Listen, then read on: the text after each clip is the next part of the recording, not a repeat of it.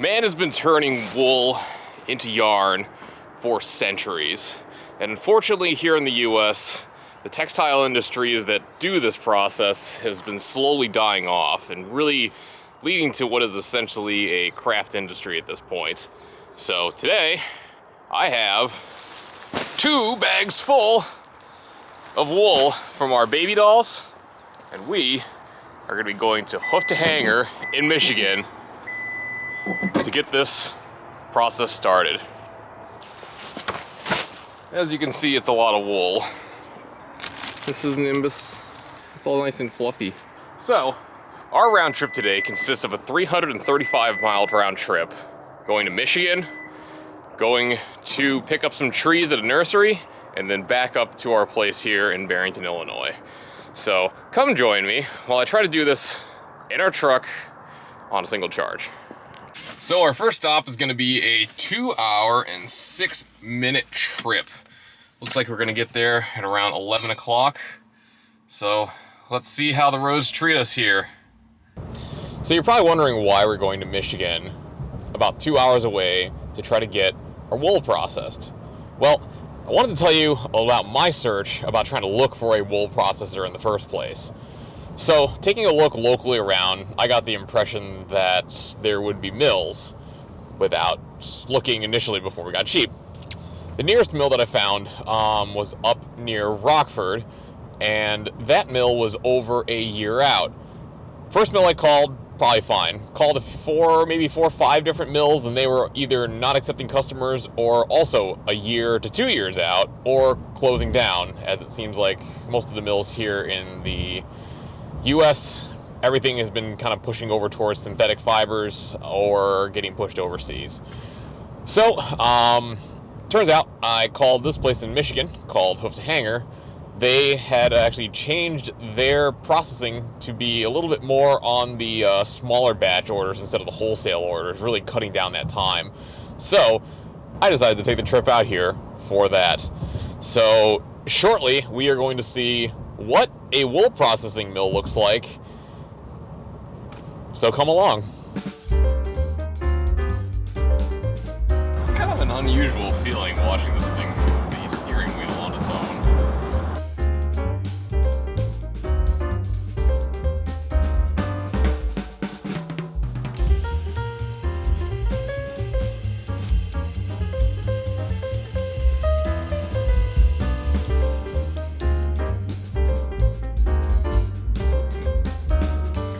We start here with the raw wool. All this comes from Nimbus, Boba, and a lot of other our off-white baby doll ewes. The wool is then washed and then put on these drying racks for drying. The next process here is called picking. This is where a machine vibrates and an operator manually picks out the hay and all the junk inside the wool. After that, it's sent to carding, where all the fibers are aligned. So this is roving, and you can see the fibers beginning to be parallel. After that, it's sent over to pin drafting. But this fiber, you can see the parallelness of those fibers. Oh, yeah. You can see they're parallel.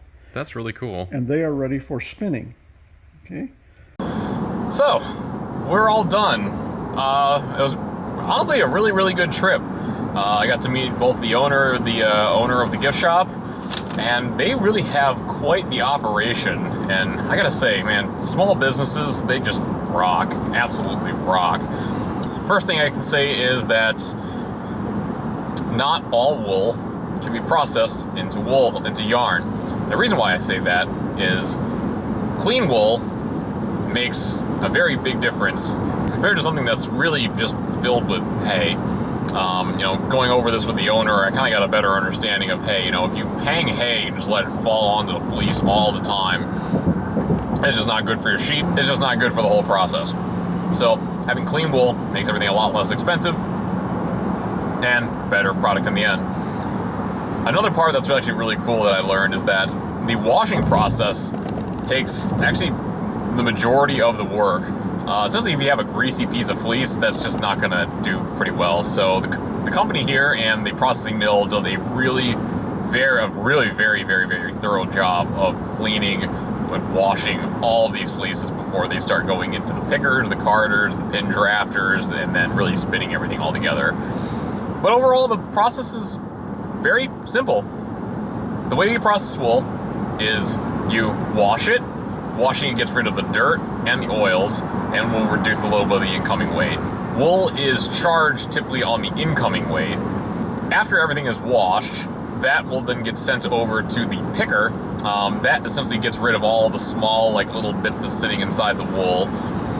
From there, that is then taken to the carder. That, for the most part, takes all these disaligned fibers and lines them all up. After that, this particular mill sends everything over to what is called a pin drafter. Pin drafter essentially further aligns everything up in a more finer detail. And then from the pin drafter, you then send that over to the spinning machines to then really get the yarn that you get. That can all be separated into, I believe what they're called is skeins or skeins. Haven't figured that word out yet. So what we're going to be doing with our wool is, after taking a look at both of them, we will be separating them by names. So we actually have a Nimbus and a Boba wool, and we will be getting two different types of products. We will be getting yarn out of Nimbus and Boba, and for the other white baby dolls, we are going to be getting rovings for those. Due to the shorter staple lengths of baby dolls, which is fairly typical of the breed, the shorter lengths can be used in rovings. Due to the shorter lengths, those typically cannot be turned into yarn. With smaller hairs, they essentially just pull apart. You can't really get a tight weave on that. So, I cannot wait to show you, in probably maybe 2 to 3, 4 months, what this is going to look like, because I'm pretty excited.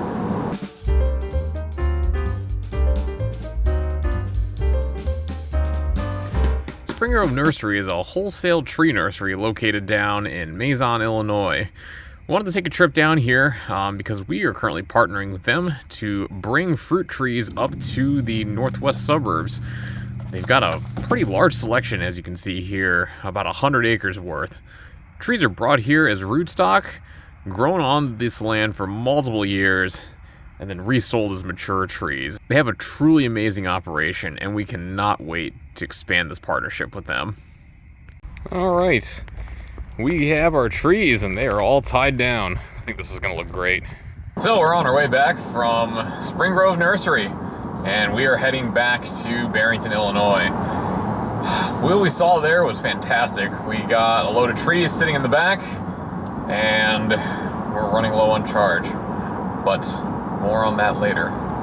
You can tell that we were back in Chicago by the amount of concrete blocks, noise barriers, and a significant increase in traffic.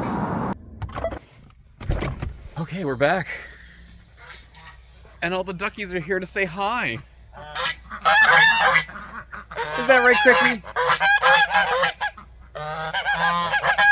You guys are funny. Alright, we're back with all the trees that we got from SGN. After unwrapping all these, they made it back all in one piece. And they're really, really good quality, so we're looking forward to collabing in the near future and maybe having some more trees to offer, so looking forward to it.